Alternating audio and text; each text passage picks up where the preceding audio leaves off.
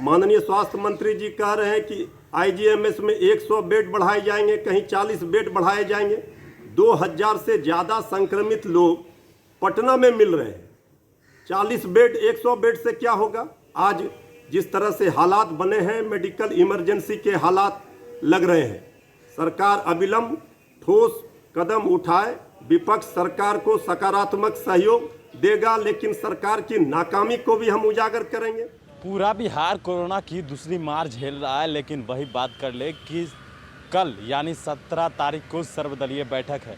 इस पर राजद ने जिस तरह से फिर से सरकार को घेरा है, राजद के प्रवक्ता मृत्युंजय तिवारी ने कहा है कि बिहार की जो स्वास्थ्य व्यवस्था है वो पूरी तरह से चरमरा गई है। और बात कर ले कि जिस तरह से कोरोना संक्रमण के मामले जो है वो लगातार, कोरोना संक्रमितों की जो मरीज हैं उसमें लगातार जो है इजाफा होते नज़र आ रहा है। उसी को देखते हुए राजद के प्रवक्ता मृत्युंजय तिवारी ने कहा है कि सरकार का पूरा सिस्टम जो है वो संक्रमित हो गया है, तो सरकार कहां से आम लोगों की रक्षा करेगा। उन्होंने कहा है कि नेता प्रतिपक्ष तेजस्वी यादव जब इस तरह के माहौल से पहले भी मंगल पांडे यानी स्वास्थ्य मंत्री मंगल पांडे को बार बार ये कह रहे थे कि स्वास्थ्य व्यवस्था को सही किया जाए, ज़्यादा से ज़्यादा बेड लगवाया जाए, वेंटिलेटर्स लगवाया जाए, लेकिन उस वक्त जो है वो सरकार की नींद नहीं खुली, हमारे नेता की बात नहीं माने। लेकिन आज जो स्थिति ये है, भयावह स्थिति है बिहार की। जिस तरह से बात कर ले, बिहार के आंकड़े की हम बात कर ले तो कल जो आंकड़ा निकल कर आया है उस आंकड़े ने पूरे बिहार का रिकॉर्ड ऐसा कभी नहीं था। 6100 के पार मरीज निकले हैं और सिर्फ राजधानी पटना की बात करें तो 2100 से ऊपर मरीज निकले हैं। और ये बेहद चौंकाने वाला आंकड़ा कल बिहार में निकल कर सामने आया है। और बता दें आपको कि जिस तरह से आज राजद के प्रवक्ता मृत्युंजय तिवारी ने सरकार पर तंज कसा है और उन्होंने यह भी कहा है कि कल सर्वदलीय बैठक है।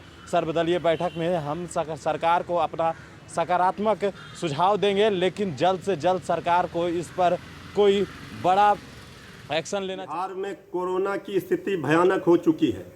कोरोना के कोहराम से बिहार की जनता करहा रही है। कोरोना का जो दूसरा लहर आया है ये कहर बरपा रहा है। सरकार का पूरा हेल्थ व्यवस्था चरमरा गया है। सरकार का सिस्टम ही पूरा संक्रमित है। सरकार आम लोगों को कैसे राहत देगी? अब सरकार ने कल सर्वदलीय बैठक बुलाई है।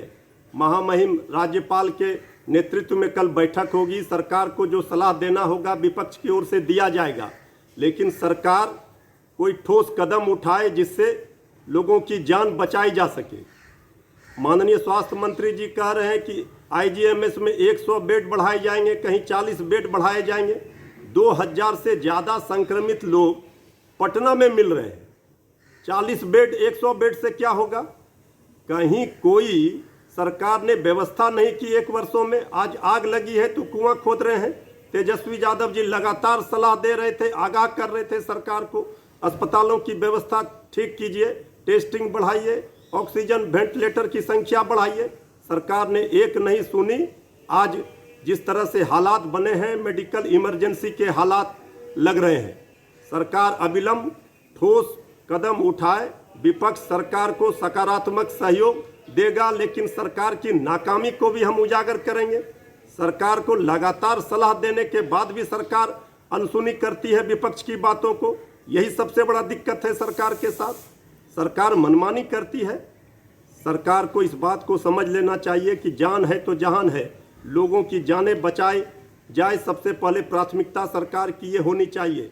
विपक्ष सरकार को सहयोग करने के लिए तैयार है। इस तरह से लगातार पूरा बिहार की जो जनता है वो त्राहिमाम कर रही है और सरकार का पूरा सिस्टम जो है वो संक्रमित हो गया है। अब ऐसे में जिस तरह से देखने वाली बात ये होगी कि कल अगर 17 तारीख को जो सर्वदलीय बैठक है, राज्यपाल फागू चौहान के अध्यक्षता में ये बैठक होनी है और इस बैठक का क्या कुछ निर्णय निकल के आता है। हालांकि राजद ने कह दिया है कि हम सरकार के साथ हैं, सरकार का जो भी निर्णय होगा उसमें विपक्ष है जो है साथ रहेगा। लेकिन जिस तरह से बात कर ले कि कल बैठक होगी और उस बैठक के बाद क्या कुछ निर्णय निकल कर सामने आता है, क्या बिहार में लॉकडाउन लग सकता है, और क्या जिस तरह से दिल्ली की बात कर ले तो दिल्ली में जिस तरह से गाइडलाइन के द्वारा किया गया है क्या उस प्रकार किया जाएगा, ये तो देखने वाली बात होगी। लेकिन जिस तरह से बिहार का जो आंकड़ा कल निकल कर सामने आया है और दिन प्रतिदिन जो आंकड़ा बढ़ रहा है वह बेहद चौंकाने वाला है। स्थिति बद से बदतर है।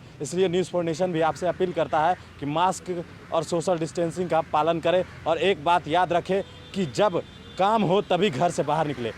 नमस्कार।